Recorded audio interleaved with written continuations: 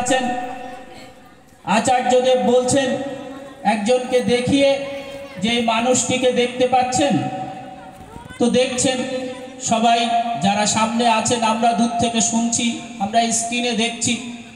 তারপর বলছেন ফটো দেখাচ্ছেন, দুটো ফটো, যে একটা ফটোতে দেখা যাচ্ছে একটা মানুষের সমস্ত হাত টাতগুলো একদম পচে সেখান দিয়ে রস রক্ত বেরোচ্ছে, যে অংশটা খোলা আছে সেটা দেখা যাচ্ছে এমন।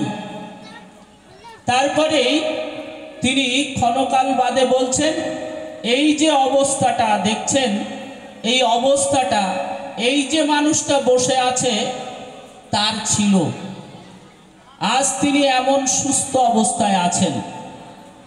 কিছুদিন আগের কথা, তিনি এসেছিলেন আচার্যদেবের কাছে এমন জীর্ণ অবস্থায়, মুমূর্ষ অবস্থায়, জীবনের সাহান্য বেলায়। ওই পরম পিতার কাছে যেমন করে মানুষ যেতেন, আচার্যদেবের কাছে গিয়ে বলছেন আমার এই জীবনটা তো আর বাঁচবার নয়, আপনি আমায় বিধান দেন কি করতে হবে।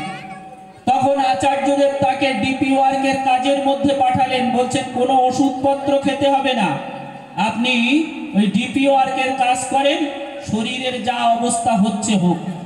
ওই যে ডিপি ওয়ার্কের কাজ করতে করতেই তিনি বেমালুম ভুলে গেছেন নিজের শরীরের অবস্থা। আচার্যদেব যে বলে দিয়েছেন শরীরের দিকে তাকাতে হবে না, এই করতে করতে কিছুদিন বাদে কখন যে তার শরীরের সেই ক্ষতগুলো শেষ হয়ে গেছে, তিনি সুস্থ হয়ে গেছেন তা বলার নয়। প্রতি মুহূর্তে গুরু পরিবারের প্রতি প্রত্যেকের মধ্যেই এমন করে পরম পিতা বিরাজিত।